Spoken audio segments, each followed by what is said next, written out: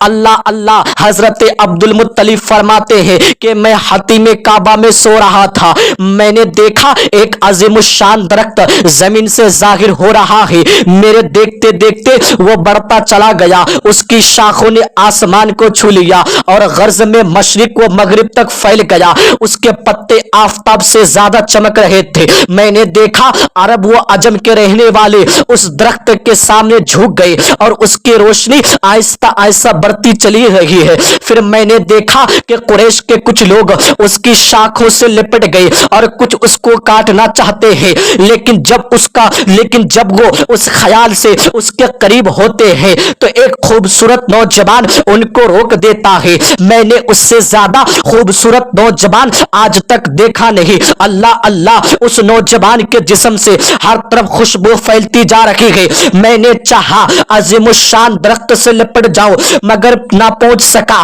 میں نے اس خوبصورت نوجوان سے پوچھا تو اس نے کہا قسمت والے لپٹ گئے ہیں۔ یہ لفظ سن کر بیدار ہو گیا اور ایک کاہنہ عورت کے پاس جا کر خواب بیان کیا۔ خواب سنتے ہی اس کا چہرہ بدل گیا اور وہ گھبرا کر بولی تیری پشت سے ایک شخص ہوگا جو مشرق و مغرب کا مشرق کا شہنشاہ ہوگا اور پوری دنیا اس کے آگے جھک جائے گی۔ اللہ اللہ، جس وقت وہ نور حضرت عبداللہ کے پاس منتقل ہو گیا تو کئی عجائبات ظہور پذیر ہوئے۔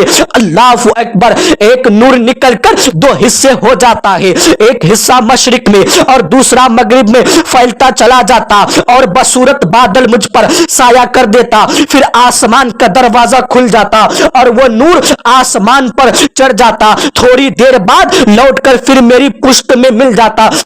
اللہ اللہ، اور جب زمین پر بیٹھتا تو زمین سے آواز آتی اے وہ ذات جس کی پشت میں حضور علیہ الصلوۃ والسلام کا نور ہے، آپ پر میرا سلام ہو۔ اور جب میں کسی خشک درخت اور کسی خشک جگہ پر بیٹھتا تو وہ فوراً سرسبز ہو جاتے اور اپنی ہری بھری ٹہنیاں مجھ پر ڈال دیتے، اور جب میں لات و عزا اور دوسرے بتوں کے پاس سے گزرتا تو بت چیخنا شروع کر دیتے اور کہتے ہم سے دور ہو جا، تیرے اندر وہ چیز ہے جس کے ہاتھوں پر ہماری اور تمام دنیا کے بتوں کی ہلاکت ہوگی۔ اللہ اکبر، آپ کی یہ عجائبات دور دور تک مشہور ہو گئے تو 70 یہودیوں نے آپس میں عہد و پیمانہ کیا کہ جب تک عبداللہ کو قتل نہ کرے ہم اپنی قوم کو منہ نہیں دکھائیں گے۔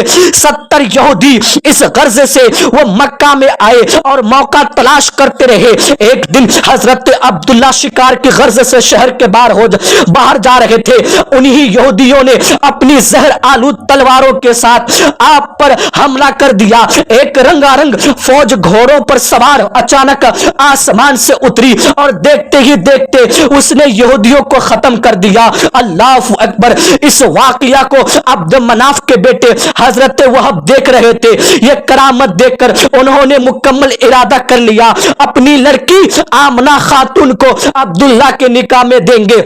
اللہ اکبر، فوراً گھر آئے اور اپنی بیوی کو اس واقعہ عجیبیہ کی خبر دے کر کہا عبداللہ قریش میں سب سے زیادہ خوبصورت نوجوان ہے، میں اپنی بیٹی آمنہ کے لیے اس سے زیادہ اچھا کوئی رشتہ نہیں پاتا۔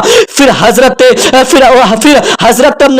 وہ اپنی بیوی کو حضرت عبد المطلب کے پاس بھیجا اور کہا آپ اپنے بیٹے کے لیے میری لڑکی آمنہ خاتون کو قبول کر لے۔ حضرت عبد المطلب کے پاس بھیجا اور کہا اپنے بیٹے کے لیے میری لڑکی آمنہ خاتون کو قبول کر لے۔ حضرت عبد المطلب نے اس کو پسند فرمایا اور حضرت آمنہ عبداللہ کے نکاح میں آ گئی۔ اللہ اکبر، یہ وہ نور حضرت آمنہ کی طرف منتقل ہو گیا۔ سینکڑوں عورتیں جو حضرت عبداللہ سے شادی کی خواہش رکھتی تھی مایوس ہو گئی، مایوس۔ ان میں سے ایک عورت جو ہے سب سے زیادہ خواہش مند تھی، صبح سویرے حضرت عبداللہ کو دیکھ کر منہ پھیر لیا۔ آپ نے فرمایا تو نے اتنی ناراضی کے ساتھ کیوں دیکھ رہی ہے؟ بولی جس نور کی طلب میں میں تھی وہ آج تیری پیشانی سے غائب ہے۔ اللہ اکبر، اب مجھے تیری کوئی ضرورت نہیں ہے۔ تو تبھی تو امام عشق محبت امام احمد رضا فرماتے ہیں چمک تجھ سے پاتے ہیں سب پانے والے، میرا دل بھی چمکا دے چمکانے والے۔